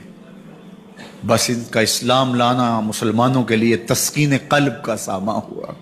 حضور کی آنکھوں میں امٹتے ہوئے آنسو، آگے بڑھے، کعبے کو غلاف کو پکڑا، کہا اللہم اعز الاسلام باحب الرجلین الیک بعمر ابن الخطاب اور بعمر ابن حشام۔ اے اللہ ایک شیر دیا ہے، ایک شیر اور دے دے، اب تیری مرضی، یا عمر بن خطاب دے دے یا عمر بن حشام دے دے۔ اگرچہ اس نے میرے اوپر پتھر برسائے ہیں، مجھے زخمی کیا ہے، لیکن اگر دین کی تقویت اس سے ہو سکتی ہے تو مالک مجھے کوئی غصہ نہیں۔ چاہے عمر بن حشام، یہ ابو جہل کا نام ہے، مجھے چاہے ابو عمر بن حشام دے دے یا عمر بن خطاب دے دے، ایک شیر دے دیا، ایک شیر اور عطا کر دے۔ حضور کعبہ کے غلاف سے لپٹ کے اللہ کے حضور دعائیں مانگ رہے ہیں۔ 39 لوگ اسلام لا چکے ہیں، 40ویں کا انتظار ہے۔ اللہ کے محبوب علیہ السلام کی دعائیں ہیں، حضور کی التجائیں ہیں۔ ادھر یہ خبر پورے مکے میں پھیل جاتی ہے کہ حمزہ بھی ایمان لے آئے۔ کفار پر سراسیمگی سی کیفیت پیدا ہو جاتی ہے کہ ہم تو سمجھتے تھے کہ یہ 2-4 لوگ ہیں، 10-15-20 لوگ جمع ہو جائیں گے، اور اس طرح کے لوگ بھی اگر ان کے ساتھ شامل ہو گئے تو ان کا راستہ نہیں روکا جا سکے گا۔ وہ سر جوڑ کے سوچنے لگے، ابو جہل کو کوسنے دینے لگے، اس نے کیوں یہ ظلم کیا کہ اس کا نتیجہ یہ پھر ہمیں بھگتنا پڑ رہا ہے، اس کے لیے کوئی تدبیر کرنی چاہیے، اس کے لیے کوئی حکمت سوچنی چاہیے۔ 26 سال کا نوجوان ہے، خطاب کا بیٹا ہے، نام عمر ہے، اپنے گھر کے اندر پیچ و تاب کھا رہا ہے کہ اگر یوں ہی اسلام پھیلتا رہا تو ہمارے بتوں کے خلاف اٹھنے والا یہ نظم اتنا پھیل جائے گا کہ روکنا مشکل ہو جائے گا، آباء و اجداد کی کہانیاں ختم ہو جائیں گی، یہ ایک نیا دین ایسے پنپتا رہا تو پھر اس کو روکا نہیں جا سکے گا۔ کون روکے؟ دل میں خیال آیا اس کا ایک ہی حل ہے کہ بانی اسلام کی زندگی کا چراغ گل کر دیا جائے، لیکن یہ اتنا بڑا کام کون کرے؟ سوچا خود کروں گا۔ اٹھتی جوانی اور یہ پہلوانی کا زمانہ تھا عمر بن خطاب کا، اعضاء میں توانائی، طبیعت میں جوش، تلوار حمائل کی۔ دوپہر کے وقت خیال آیا تو کڑکتی دوپہر میں چل پڑے۔ سنسان گلیاں ہیں، سخت گرمی ہے، لوگ دیواروں سے لگ کے چلتے ہیں اگر کوئی کسی کو کسی مجبوری کے تحت کہیں جانا بھی پڑے، لیکن یہ مست ہاتھی کی طرح اپنے ارادے کو عملی جامہ پہنانے کے لیے گھر سے نکل پڑتے ہیں، اور اس انداز سے تلوار حمائل کیے ہوئے آگے بڑھ رہے ہیں۔ نعیم بن عبداللہ آگے سے آ رہے تھے، آنکھوں میں اترا ہوا نشہ دیکھا، کہانی سمجھ گئے، یہ بھی مسلمان ہو گئے تھے لیکن ابھی ایمان ظاہر نہیں کیا۔ کہا عمر کدھر کے ارادے ہیں؟ کہا بانی اسلام کا چراغ بجھانے جا رہا ہوں، یہ روز روز کی کہانی ختم کرنے جا رہا ہوں۔ آج حمزہ ایمان لائے ہیں، کل کوئی اور آ جائے گا، پھر اس تحریک کو روکنا مشکل ہو جائے گا۔ نعیم بن عبداللہ مسکرا کے بولے گھر کی خبر لی ہے؟ کہا کیا ہوا میرے گھر کو؟ کہا تمہاری بہن فاطمہ بھی اس محمد کی غلام بن گئی ہے، تمہارا بہنوئی سعید بن زید بھی اس کا نوکر بن گیا ہے۔ بس بپھر گئے، وہ جو غصہ تھا وہ ادھر منتقل ہو گیا، بہن کے گھر کا رخ کیا۔ جب دروازے پہ پہنچے تو اندر سے قرآن پڑھنے کی آواز آ رہی ہے، جو کہا گیا تھا، جو سنا تھا، اس کا یقین پیدا ہو گیا۔ زور زور سے دروازے کو کھٹکھٹانے لگے۔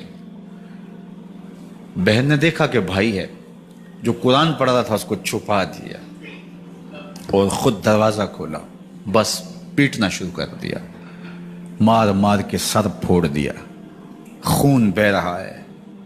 جب سر پھٹ گیا تو فاطمہ بنت خطاب بولی عمر تم خطاب کے بیٹے ہو، میں بھی خطاب کی بیٹی ہوں، سن لو محمد کا دامن نہیں چھوڑو گے، جو کرنا ہے کرو۔ جب یہ تیور دیکھے تو عمر کی حیرت انتہا کو چھو گئی، یہ کون سی قوت ہے جس نے ایک عورت کے اندر یہ جذبے رکھ دیے؟ کہا اچھا بتاؤ تم کیا پڑھ رہے تھے؟ کہا تم ناپاک ہو، تمہیں نہیں دوں گی۔ کہا کیسے دو گی؟ کہا پہلے غسل کرو۔ عمر غسل کر رہا ہے، سودا لینے کے لیے بازار گئے، ہاتھ اس کے بکے جس کے خریدار گئے۔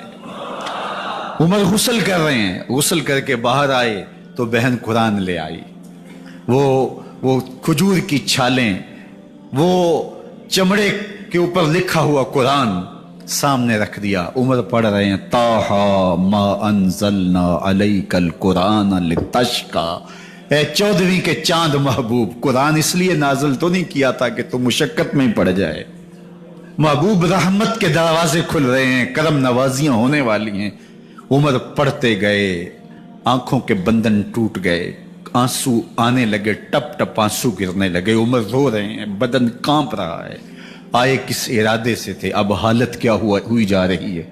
اپنی بہن سے کہا، بہنوئی سے کہا جس در کے تم غلام ہوئے ہو کبھی میں بھی اس در کا غلام نہیں ہو سکتا؟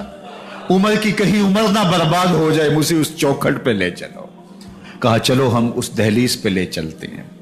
تلوار اسی طرح حمائل کی ہوئی ہے، حضور دار ارقم میں ہے، یہ اسلام کی پہلی درس گاہ ہے، حضرت ارقم کا گھر۔ مسلمانوں کی تعداد بہت تھوڑی، یہاں چھپ کر کے دین سیکھتے ہیں۔ حضور بھی وہاں تشریف فرما تھے، باقی اصحاب بھی وہاں تشریف فرما تھے، حضرت میرے حمزہ بھی وہاں تھے۔ दरवाजे की दर्जों से देखा कि उमर आ रहे हैं, तलवार भी हमाइल की हुई। सहाबा ने कहा उमर आ रहे हैं। अमीर हमजा ने कहा कोई परवाह नहीं, आने दो, अच्छा इरादा हुआ तो खुश आमदेद कहेंगे, इरादा अच्छा ना हुआ उसकी तलवार से गर्दन काटूंगा। अल्लाह अकबर। जब दरवाजा खोला तो दो सहाबा ने बाजुओं से पकड़ लिया, कंधों से। हुजूर ने फरमाया कंधे छोड़ दो, कंधे छोड़ दिए गए। आका करीम अलैहिस्सलाम ने उनके गले के अंदर जो कपड़ा था उसको पकड़ के झटका दिया, अस्लिम उमर, उमर इस्लाम लाओ। अल्लाह अकबर। और साथ हुजूर ने हजरत उमर के दिल पे हाथ रखे, अल्लाह महद कल्बा, अल्लाह उमर के दिल में हिदायत डाल दे। बस ये जुमला कहने की देर थी और हुजूर का हाथ फिरने की देर थी, अंदर से कुफर धुलता चला गया। और उमर ने कहा अशहदु अल्ला इलाहा इल्लल्लाह व अशहदु अन्नका रसूलुल्लाह। जब ये पढ़ा कलमा तो हुजूर की जुबान से बेसाख्ता निकला अल्लाह अकबर, और सहाबा ने भी अल्लाह अकबर कहा, और इस जोर से कहा कि मक्के की गलियां गूंजने लगी। अब उमर ईमान लाने के बाद हुजूर की खिदमत में हाजिर होके अर्ज करते हैं, हुजूर क्या हम हक पे नहीं हैं? फरमाया हम हक पे हैं। अल्लाह का दीन सच्चा नहीं है? फरमाया अल्लाह का दीन सच्चा है। कहा कि आप अल्लाह के सच्चे नबी नहीं हैं? फरमाया मैं अल्लाह का सच्चा नबी हूं। तो फरमाया फिर हम छुप के नमाज क्यों पढ़ें? कहा कि उमर तुम जानते हो हिकमत है, इतने जो है वो हमारी तादाद नहीं, और कुफार का जोर जुल्म और सितम। अर्ज की हुजूर हम काबतुल्लाह में जाके नमाज पढ़ेंगे। मुसलमानों की दो सफ़ें बन गई, एक सफ़ की क़यादत अमीर हमजा कर रहे हैं, एक सफ़ की क़यादत हज़रत फ़ारूक आज़म कर रहे हैं, दरमियान में हुजूर चल रहे हैं। और रिवायात में आता है हज़रत उमर चलते जाते हैं और साथ ला इलाहा इल्लल्लाह पढ़ते चले जा रहे हैं। और फिर जाके वहाँ पहुँचे तो वहाँ जो सनादीद कुरैश थे उन पर सख्ता तारी हो गया। हज़रत उमर रज़ी अल्लाह ताला अन्हु जब ईमान लाए तो आपने एक एक काफिर के घर के दरवाजे पे खड़े होके कहा, जब कोई भी शख्स मुसलमान होता तो कुफार उसको मारते, जोदोकोब करते, जुल्म करते, सितम करते, घसीटते बाजारों में, लेकिन हज़रत उमर ईमान लाए तो एक एक शख्स के दरवाजे पर खड़े होकर के कहा कि तुम कमजोरों को मारते थे, मैं तुम्हें बताने आया हूं मैं मोहम्मद अरबी का नौकर बन गया। बल्कि आपने ऐलान किया जिसने अपनी बीवी को, बेवा और बच्चों को यतीम करवाना हो और अपने माँ बाप की कमर को झुकाना हो वो उमर के मुकाबले में आए। अल्लाह अकबर। जुनैरा नामी एक खातून थी, बहुत कमजोर। रावी कहता है कि उसकी हड्डियों में गोदा नहीं था, इश्क रसूल था। और उसका जालिम आका उसको मारता है, और जब मार मार के थक जाता है, उधर से उमर आ रहे हैं, ये इस्लाम लाने के पहले की कहानी है। तो उधर से उमर आ रहे हैं तो उसने कहा उमर तुम जवान आदमी हो तो ये छोड़ती नहीं है अपने नबी का नाम, जरा तुम आओ। तो उमर कोड़ा पकड़ लेते हैं, उसे मारते हैं, मारते मारते थक जाते हैं तो पानी पीने लगते हैं। तो कहते हैं मुझे तेरे पे तरस नहीं आया लेकिन मैं ज़रा पानी पीने लगा हूं। और फिर गले के अंदर कप डाल करके कोड़ा और उसकी रस्सी को बल देते हैं और उसकी आंखें बाहर निकल आती हैं और कहते हैं बुला अपने नबी को जो तेरी आंखों की बेनाई वापस करे। अल्लाह अकबर। तो उसने आसमान की तरफ मुंह करके कहा मालिक मैं कभी भी आंखों की बेनाई ना मांगती, लेकिन अब तेरे नबी की इज्जत का सवाल है। आंखों की बेनाई वापस हो जाती है। जुनैरा को बड़ा मारा। आज उमर गलियों में आंखों में आंसू हैं और अजीब दिले बेताब है और कहता है आओ भाई मैं हुजूर का गुलाम बन गया हूं, तुम्हें बताने आया हूं। जुनैरा ने मोड़ काटा तो आगे उमर ये आवाज दे रहे थे। जुनैरा एक कोने पे खड़े होकर रो के कहती है उमर तुम तो बड़े उस दिन जोशो गजब में थे और तुम मारते हुए थकते नहीं थे। तो उमर ने कहा जुनैरा उस दिन मैंने देखा नहीं था, अब मैं मोहम्मद अरबी को देख आया हूं। जिन्ना वेख्या नहीं हो करन गल्ला, जिन्ना वेख्या नहीं हो करन गल्ला, जिन्ना वेख्या हो ते बोल दे नहीं, जेड़े महरम राज हकीकत दे और राज हकीकत खोल दे नहीं। तो हजरत उमर रदी अल्लाह ताला अन्हु ईमान लाए। हजरत अब्दुल्ला इब्न मसूद रदी अल्लाह ताला अन्हु फरमाते हैं कि हजरत उमर का ईमान लाना मुसलमानों के लिए इज्जत का सबब था। उनका हिजरत करना मुसलमानों की नुसरत थी और उनकी खिलाफत मुसलमानों के लिए रहमत थी। حضرت عمر رضی اللہ تعالی عنہ وہ ہیں کہ میرے حضور نے فرمایا لوگوں جب نیک لوگوں کا ذکر کرو تو میری عمر کا تذکرہ ضرور کیا کرو. میرا عمر وہ ہے کہ جب وہ ایک جگہ ایک سمت سے آ رہا ہو, ایک گلی اور بازار سے آ رہا ہو, تو شیطان بھی آ رہا ہو, عمر کو دیکھ کے راستہ تبدیل کر لیتا ہے.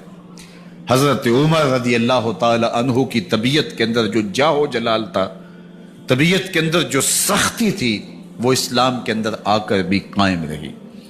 اور آپ نے وہی سختی, وہی جاہ و جلال جو پہلے مسلمانوں کے خلاف تھا, اب کفار کے خلاف, منافقین کے خلاف, حضرت عمر کی طبیعت کے اندر وہ جوش و خروش بدستور موجود رہا. لیکن جس دن آپ خلیفہ بنے تو اس دن آپ نے ممبر پہ چڑھ کے جو خطبہ دیا اس میں کہا لوگوں میں سخت اس لیے تھا کہ رسول اللہ نرم تھے, پھر میں سخت اس لیے تھا کہ حضرت ابو بکر صدیق نرم تھے, اب میں تخت خلافت پہ بیٹھا ہوں, اب میری سختی جو ہے وہ نرمی میں تبدیل ہو گئی.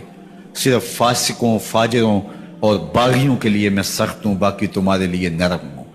سب سے کم جو تنخواہ بیت المال سے اگر کسی وجود نے لی ہے تو وہ حضرت عمر رضی اللہ تعالیٰ عنہ نے لی ہے. صرف 2 جوڑے لیتے تھے سال میں, اور راوی کہتا ہے کہ میں نے دیکھا ہے کہ اس میں بھی 17 پیوند لگے ہوتے تھے. حضرت عمر رضی اللہ تعالیٰ عنہ کا طرز زندگی, آپ کا انداز معاشرت اور آپ کا انداز خلافت, ہر لمحہ آپ کی زندگی کا اٹھا کے دیکھیے کتنی مرتبہ قرآن حضرت عمر کی رائے کے مطابق نازل ہوا ہے. اللہ تعالیٰ جل شانہ نے ان کو صاحب الہام بنایا تھا. ہر امت میں کوئی صاحب الہام ہوتا ہے, حضور کی امت کا صاحب الہام حضرت عمر رضی اللہ تعالیٰ عنہ, اور آقا کریم نے انہیں اپنا وزیر قرار دیا. فرمایا میرے 2 وزیر آسمانوں میں ہیں, 2 وزیر زمینوں میں ہیں. آسمانوں کے وزیر ابو جو ہے وہ جبرائیل اور میکائیل ہیں, اور زمین کے وزیر ابو بکر اور عمر ہیں رضی اللہ تعالی عنہما. تو اللہ تعالیٰ جل شانہ نے حضرت سیدنا صدیق اکبر کے بعد حضرت سیدنا عمر بن خطاب رضی اللہ تعالیٰ عنہ سے جو کام لیا, مختصر دور خلافت کے اندر 10 سال 6 ماہ 4 دن آپ نے خلافت فرمائی ہے. لیکن کہاں سے چلے اور یہاں مکران تک, بلوچستان کا حصہ ہے, یہاں تک آپ کے سلطنت کی حدود وسیع ہوئی. ادھر آرمینیا تک جا پہنچے, حمص فتح کیا, قادسیہ, یرموک. آپ ذرا دیکھیے کہ کہاں تک آپ کی فوجوں کے گھوڑے دوڑتے رہے, اور اللہ تعالیٰ جل شانہ نے ان کو جو توانائی, عدل و انصاف کی قوت عطا فرمائی. اللہ اکبر, جب زمین پہ عدل کیا ہو تو زمین بھی حکم مانتی ہے, اور حضرت عمر وہ تھے جن کا حکم ہوائیں بھی مانتی تھی, زمین بھی مانتی تھی, جن کا حکم جو ہے وہ آگ بھی تسلیم کرتی تھی, اور دریا بھی ان کا حکم مانا کرتے تھے. مصر کے اندر رسم بد جاری تھی, یہ رسم بد جاری تھی کہ سال کے بعد 1-2 شیزہ کو زیورات پہنا کے اچھے لباس میں ملبوس کر کے دریا کی بھینٹ چڑھایا جاتا, اس کی قربانی دی جاتی, اس کا خون بہتا تو دریا چلتا. جب اسلام مسلمانوں نے مصر فتح کیا تو گورنر نے لکھا کہ اسلام تو اس طرح کی رسوم کی اجازت نہیں دیتا, لیکن خشک سالی ہے, لوگوں کی فصلیں ویران پڑی ہیں, تو حضرت کیا کیا جائے. تو حضرت عمر رضی اللہ تعالیٰ عنہ کو جب قاصد آ کے پیغام دیتا ہے تو کاغذ کے ٹکڑے پہ لکھتے ہیں بسم اللہ الرحمن الرحیم. مصر کے نیل کی جانب عمر کا خط لکھتے ہیں, اے نیل اگر تو اللہ کے حکم سے چلا کرتا ہے تو چل, ورنہ ہمیں تیرے چلنے کی کوئی حاجت نہیں ہے. اور قاصد کو کہا یہ خط لے جاؤ اور جا کے دریائے نیل میں پھینک دو. قاصد جا کے خط دریائے نیل میں پھینک دیتا ہے, پانی آتا ہے, ایسا دریائے نیل چلا 14 صدیاں ہوئی ہیں آج تک کبھی بند ہی نہیں ہوا. دریا حکم مانتے ہیں, آگ نکلتی ہے. لوگ حضرت عمر رضی اللہ تعالی عنہ کے پاس آئے, حضرت لاوا پھوٹا ہے, آگ نکل رہی ہے اور مدینے کی طرف بڑھ رہی ہے, اب کیا کیا جائے. فائر بریگیڈ تو زمانے میں تھی نہیں. عمر نے اپنی قمیض اتاری, جس قمیض پہ 17 پیوند لگے ہوئے تھے چمڑے کے, کہا یہ قمیض لے جاؤ, جدھر آگ بڑھ رہی ہے آگے ڈھالنا, آگ پیچھے بھاگ جائے گی. زلزلہ آتا ہے تو زمین پہ دھرا مارتے ہیں, زمین رک جا, کیا عمر نے تیری چھاتی پہ عدل نہیں کیا ہے. تو یہ عمر ہے رضی اللہ تعالی عنہ کہ جن کے انصاف کی وجہ سے، جن کے عدل کی وجہ سے اللہ تعالیٰ کی رحمات اور اس کی برکات کا نزول ہوتا تھا، اور اللہ تعالیٰ نے مسلمانوں کو وہ آبرومند حکومت دی۔ کائنات کی تاریخ کے اندر ایسی حکومت آپ نے نہیں دیکھی ہوگی جو حضرت عمر نے حکومت کی ہے۔ اللہ اکبر! فرمایا فرات کے کنارے پہ ایک کتا بھی پیاسا مر گیا تو اس کا حساب بھی عمر سے ہوگا۔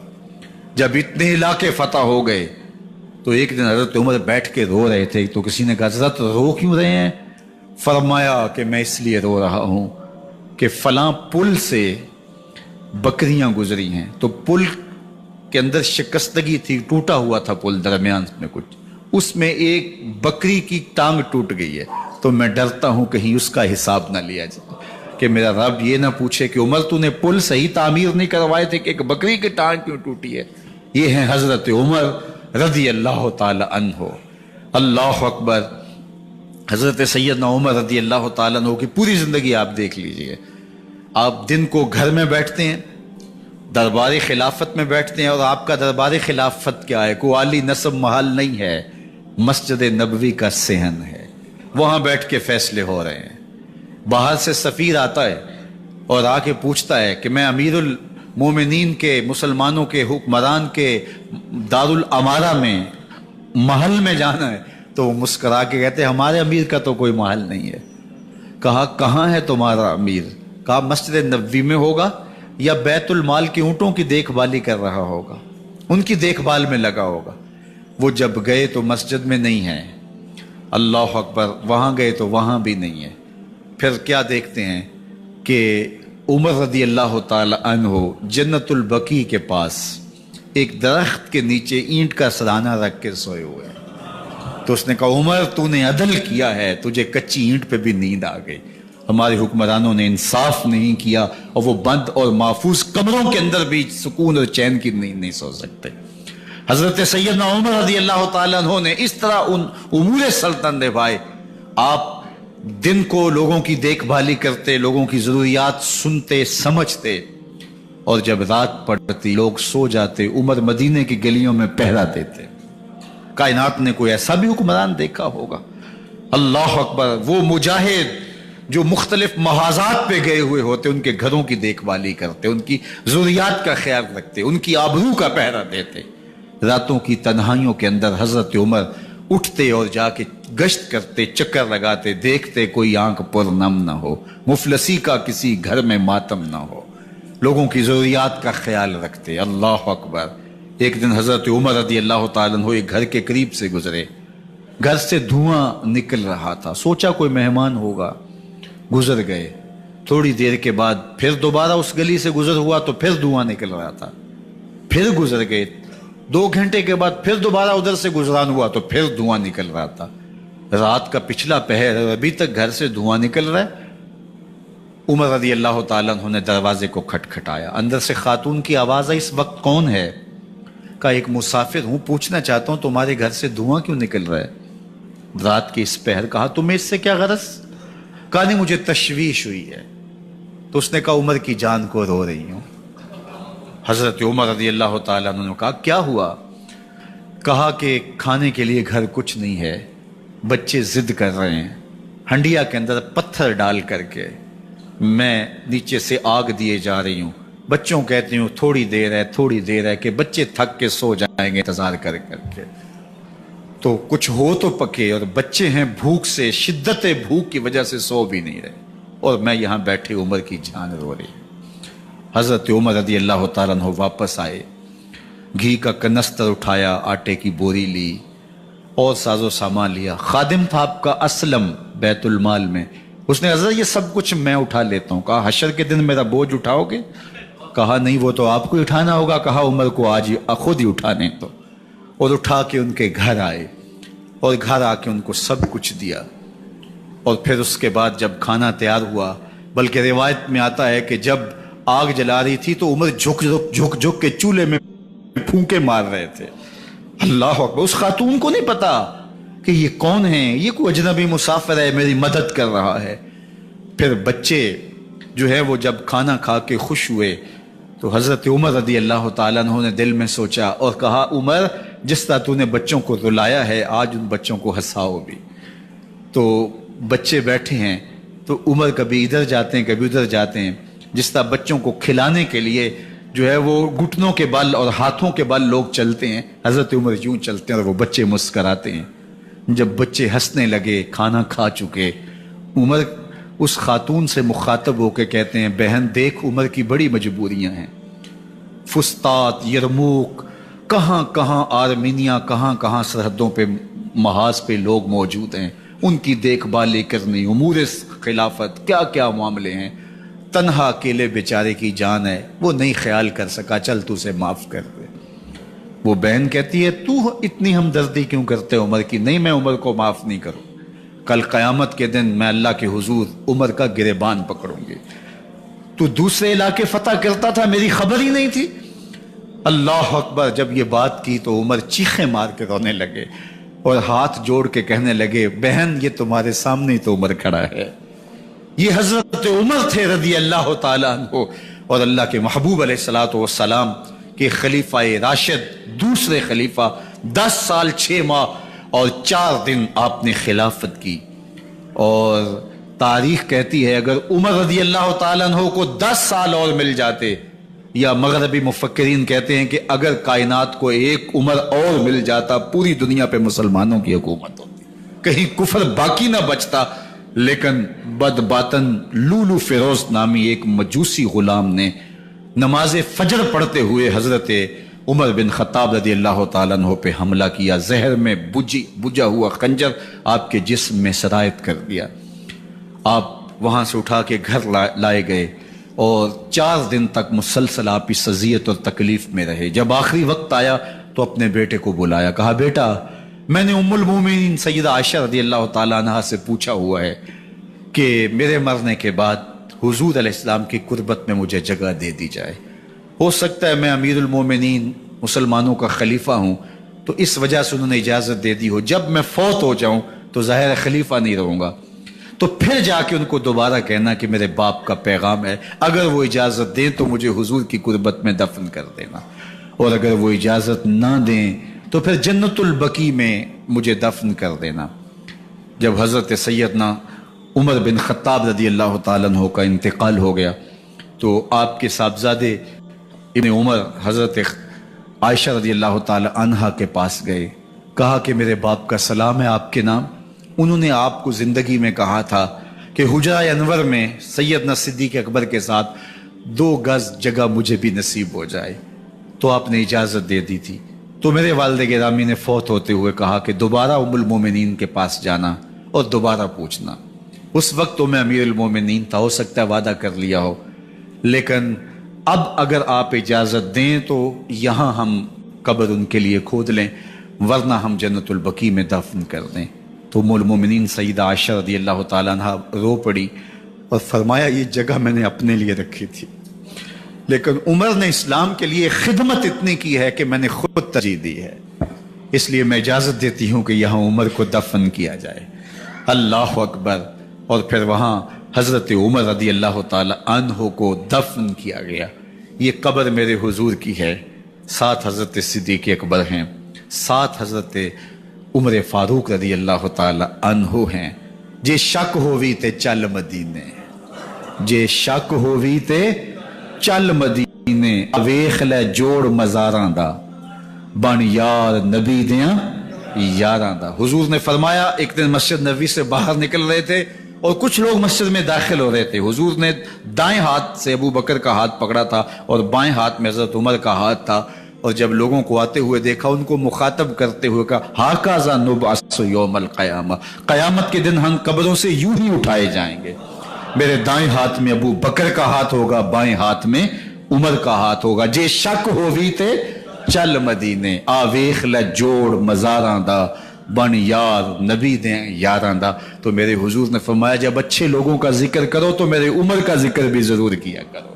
تو حضرت عمر رضی اللہ تعالی عنہ اللہ کے محبوب کے محبوب ہیں، باقی صحابی مرید ہیں، حضرت عمر میرے حضور کی مراد ہیں۔ اللہ سے مانگ کر کے لیا ہے اللہ عمر بن خطاب عطا کرتے، اور پھر اللہ نے عمر کی صورت میں اسلام کو وہ عظیم تحفہ دیا جس سے اسلام کی عزت بڑھی اور شان و شوکت میں اضافہ ہوا، اور اسلام کے جھنڈے چار داغ عالم کے اندر لگ گئے۔